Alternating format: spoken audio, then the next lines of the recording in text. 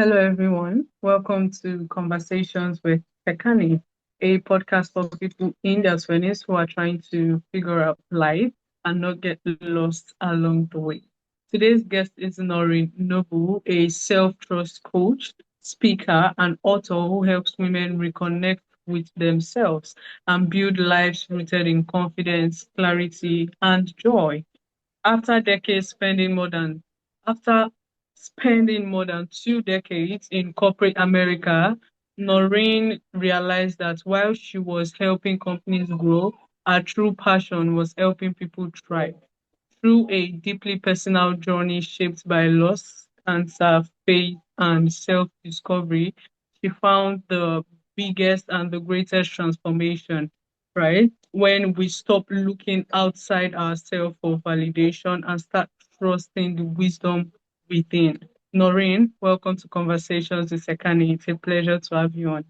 Thank you. I'm so excited to be here. And I All love your right. So name, yes, Joy, right? That's we're all yeah, trying to we're yeah. trying to achieve joy. So Oh wow. Okay, thank you, Noreen. And yes, I want you to take us back basically to your 20s, right? So what was life like during that season of your life?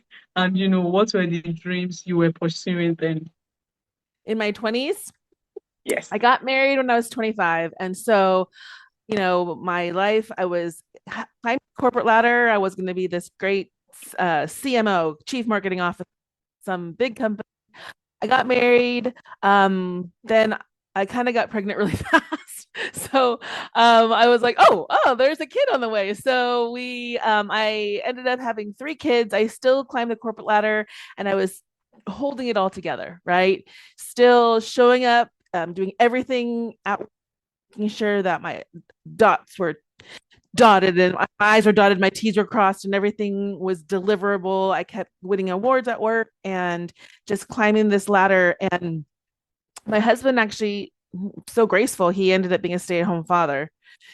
My kids were growing up and we were handling it all, and I was doing things in church and I was doing things in community, and I I wasn't happy. I thought, oh, I think I'll be happier when I'm if I was a stay-at-home mom.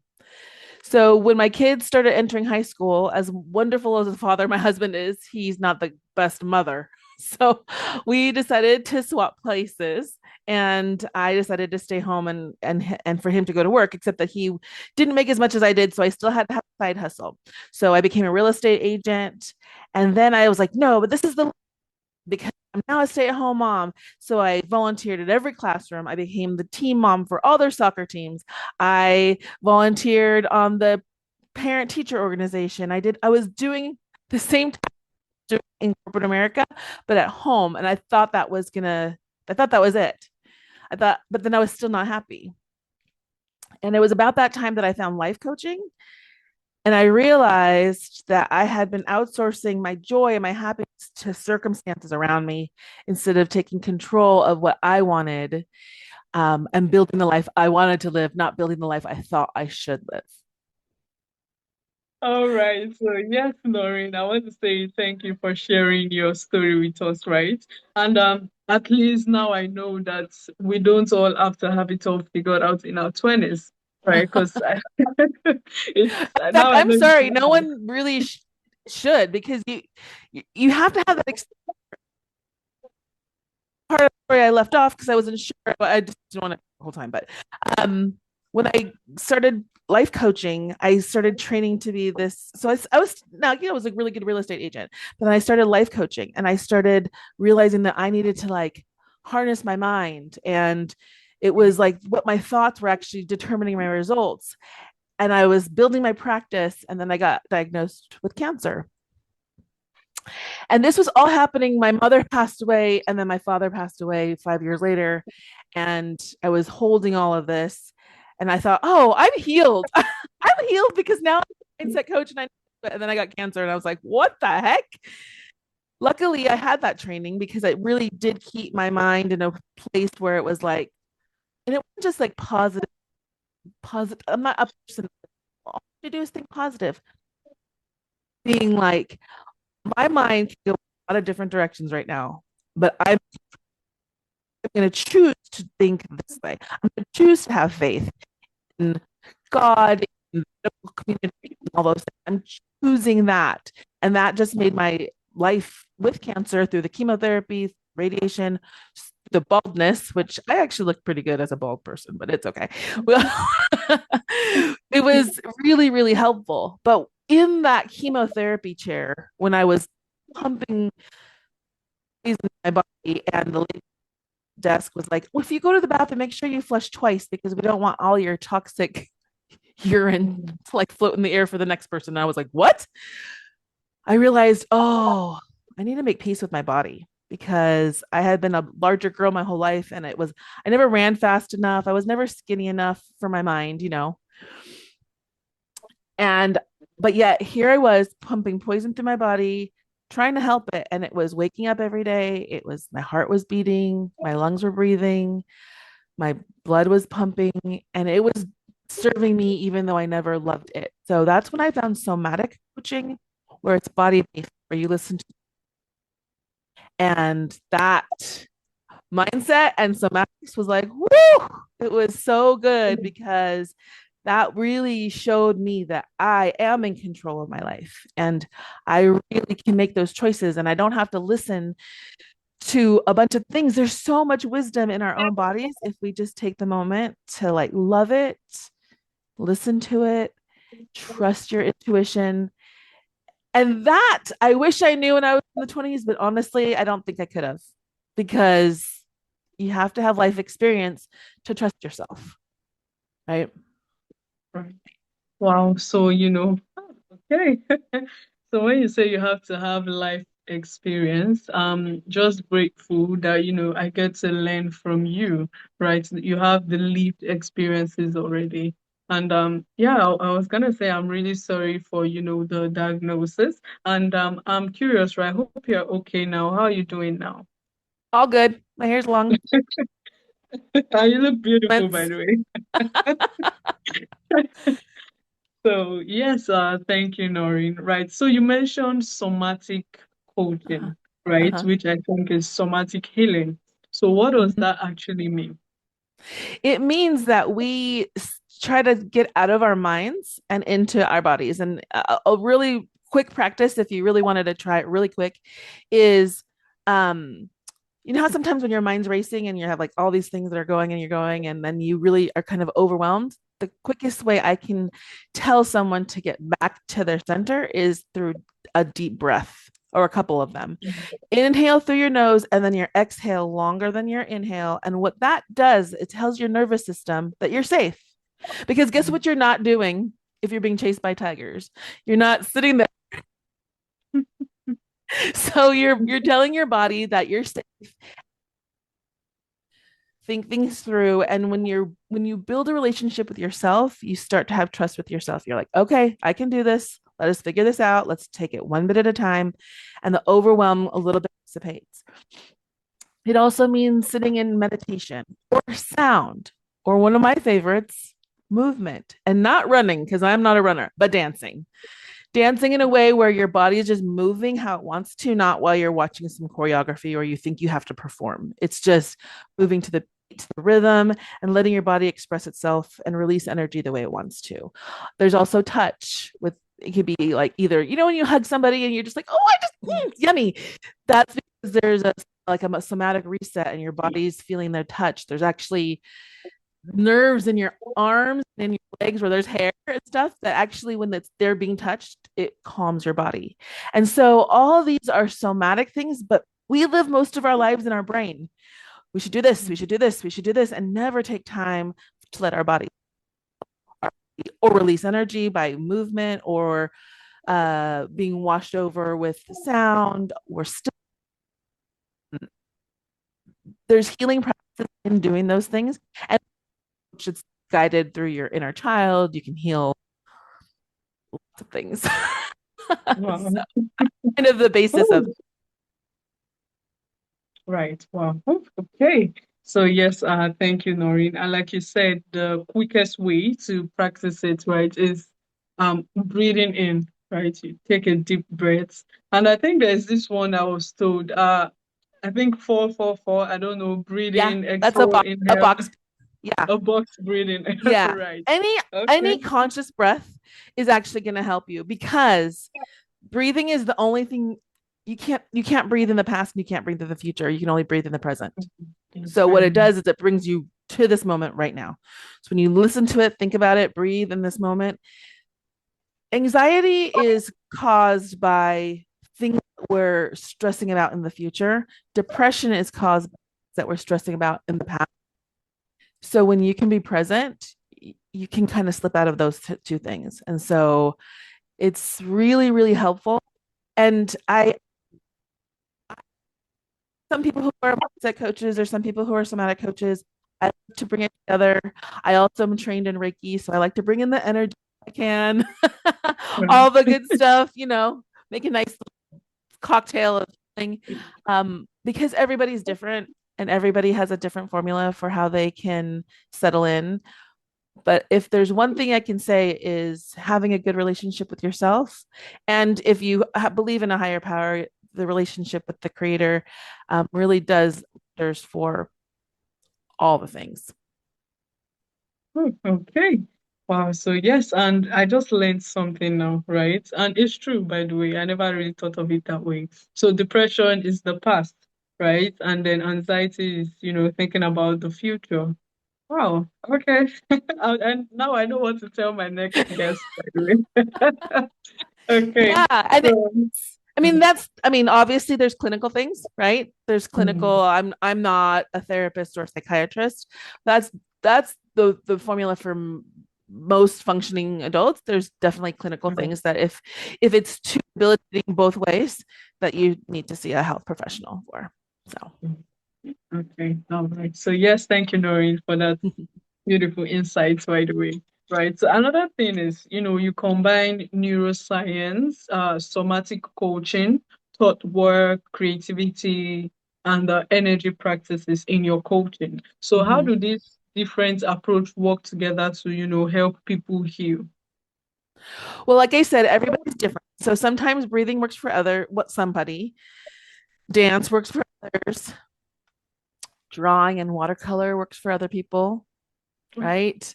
Playing with paint that's not necessarily realistic, but just kind of like expressing color is enough for some people. Some people are very um, in tune, and so energy work helps them because they can feel the exchange of energy. Obviously, the somatic and the mindset helps you just kind of make sure that you're in control of your mind, not your mind is in control of you. So that all works together, because I really believe that uh, identity identity equals our reality. We believe, Mhm. or we practice, whatever we do about ourselves, we think about ourselves, we nurture ourselves, or we reject ourselves. Whatever it's going to create our reality, and that reality. And I'm not even talking money or whatever. I'm talking about joy, fulfillment, purpose. I think we're all, as I in the coaching space, like hearing, "Oh, that's your superpower, girl. That's your superpower." Blah. Do they even know what they're talking about? I grew up with only boys. I know my superheroes, so I researched dozens and dozens of superheroes to find out how they got their powers, and I found 9 different ways that most superheroes get their powers, in these 9 different ways. And I realized that's the same way us humans get our powers, Mm. because we are powerful people, and sometimes we just don't know it. Sometimes what our power is something like the mutants are born. Well, when I was little, like I was born a bigger girl, and in the book I tell a story about how actually all too muchness saved my life and saved the life of my friend.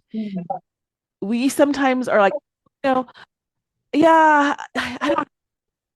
You're the one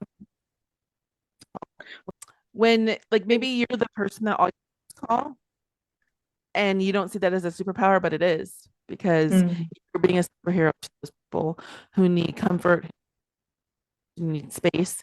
So uh, we don't know those things, but when we do, when we can find them and we can have that identity, then we can live as powerful people, not because we're like trying to overtake people, but just so we can show up with purpose in our own lives. Sometimes we're just living Mm. lives that we don't really know our own purpose. And that's how are we going to accomplish joy if we don't aren't living with purpose? I don't know. Hard. Wow. Okay. So the question now is, how can one, find their purpose, right? If that makes any sense, right? How do you know your purpose, basically? Yeah. A lot of it, it's just one word is awareness. Mm.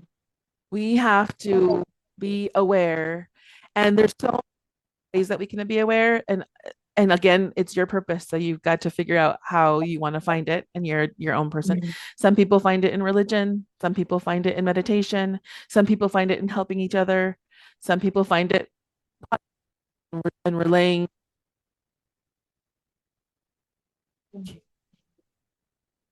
what you think of something that happens brings that whole body, yes, and that's your purpose.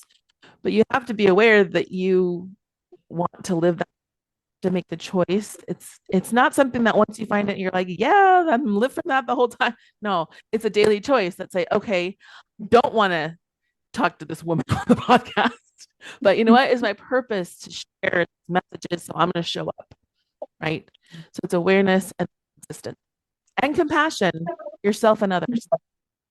Wow. Okay. Longer, Awareness, I'll go with the longer consistent. list. Exactly. All right. But like the three major one you just mentioned, right? Awareness, consistency, and I Compassion. forgot the last one. Compassion, right? All right. Okay. So your book, right? The Yeah. Superhero Insight. It was Inside. inspired by superhero origin stories. So what fascinated you about those stories, and what do they reveal about our own lives? It revealed that we are, I mean, we put the superheroes on this like little pedestal. Oh, that couldn't be us. We can't fly, whatever. But the way they got their powers and the way they use them are the same ways that we can do ours. So, for instance, Batman, he didn't have any specific powers, but he just had a billion and then he had access to all these things, but he chose to use it to fight crime. He chose his resources and his access to help others. We don't have to have $1 billion, but we can choose to use our access, our platforms, our voice to help others, right? And so when you can draw parallels and when you can, the whole basis of the book, if I had to sum it up, is self-trust. Learn to find Mm. what is uniquely you, learn and then love to actually feel it, because it's one thing to say, oh, I'm a good storyteller, and then never do anything with it, right? So learn to Mm. love it, feel it, live, and then put it in the world. And in so doing, you're going to find your purpose. In so doing, you're going to find what lights you up. Doing the work will help guide you into what you're supposed to do. And I don't know, Brene Brown, I love her. She talks about shame, a lot of things. She had talked about how everyone thinks that the key to joy is love, but she says actually joy is authenticity. And how many of us are living lives that aren't necessarily the ones that we truly wanted to live because we haven't stopped to live that way on purpose. So was the whole thing about the book was find your power, own your story, and then change your life. Oh, okay. While you were talking, I was thinking, what is my favorite superhero character? Yeah. Ooh, I've not come up with any yet, but probably before we are done, I would think of something. I only know Batman, Superman. I don't really know many superhero stories. But I'll think about one later, probably. Well, it's so funny because when I was writing it, of course, the most of the superheroes are men, but I Yeah. sought out the superheroes. And actually, there is a quiz. I created a quiz, so you can go through and then Okay. and say, and then it will tell you what your origin story is. So you can Wow, I'd find, like to track that out, yeah, and then that actually. will say, oh, if you are string trans, then you're Black Widow, and you know, Oh. and you're like, okay, Okay, okay. I think I'll try that one out. At least let me know. I mean, I'd like to know my origin story. Who knows? Okay, so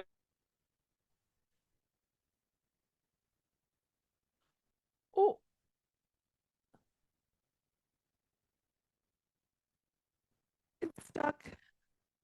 Yes, I want us to get, hey, Sorry, it was. Oh, ah, all right. So I'm so sorry about that. My network isn't that great now. So yeah, although I'll edit this part out of it. And yes, like I said, I want us to, take life lessons from your story, right? So many young adults today, we struggle with comparing ourselves to others, especially with social media, right? That's like a big problem now. So for people who are probably comparing themselves and wondering if they are on the right path, right? What advice would you give to them? comparison is the source of sadness and misery. Right. Mm. Because I do this explanation with car. So when I was had my three kids, we were all in soccer. I had a minivan, Mm. and I would never compare a minivan to a sports car because, like for me, the minivan was good because I could fit my three children, all their sports equipment, and their friends in it. With the car, I would only have been able to fit one car. It's like they both had different functions, but when you look at it and you're like, oh, that sports car looks so good. Yeah, but it have a function if you're a mom with kids, right? So when we're Right. comparing ourselves, what we're doing is comparing, if you're a normal person, our weaknesses to someone else, and it never turns out correct because also we don't know their purpose. Maybe their purpose is to pull a boat, so that's why it has to be a ginormous truck. Maybe their purpose is to, you know, I don't know, something else. But like we comparison is probably the worst thing for our mental health, honestly. Mm. Which that's why social media in and of itself is not bad. It's what it create. Mm. It's what causes us to compare. And so if you can handle social media without trying to compare yourself to all the different people, it's fine. It's this the comparison is the part that is the bad part. Mm. Okay. All right. And there's this saying, comparison is a thief of joy, Yeah. right? So, like you said, we have to find our own story, find our superpower, and then use it to change your life. Right? Mm-hmm. That is what matters. So you have to, connect with yourself. Like you said, the Exactly. somatic healing. Yeah. If I'm correct. Yeah. In fact, All like right. so I was my friend just got divorced and she's talking about this other. I'm like, you know what? Date yourself for a while. You were in a marriage that you weren't able to be yourself. So date yourself, find out what you like, because that's going to make finding the next relationship much better. Because if you don't, you're just going to fall into the same trap that you fell in the first time. So date yourself for a little while, get to know yourself, love yourself. Yeah. Right. And it also reminded me of a story I had with like a friend of mine, right? There was a time she was complaining, right? She was like, I really hope I can find love one day. I just hope love finds me. I want true love. I'm like, you Yeah. are the love of your life. You have Yes. love. Yeah. Like you have Yeah. love. What are you looking for? You are the love of your life. Nobody could love you better than you would love yourself. Right. Yes. And the moment you start loving yourself, you see that people who genuinely love you would come around. So it Uh-huh. starts with you, basically. Yes. You need to love yourself, right? So Yes. that would be the takeaway from our conversation. So yes, thank you, Noreen. This has been amazing. And finally, before you go, where can listeners get to, learn more about you and also to check out the quiz you spoke about earlier, right?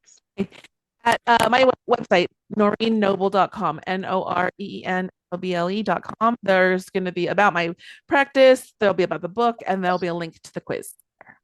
Okay. All right. And I'll put a link in the show notes so it's easily accessible for listeners, right? And to my listeners, I want to say thanks for tuning in to Conversations with Sekani. If this episode sparked something in you, just as it did in me, make sure to share to someone you think might need this and also subscribe so you don't miss out on new episodes. Once again, thank you, Noreen. This has been Thank you. amazing. And It do was have a fun. wonderful day. All right. Take care.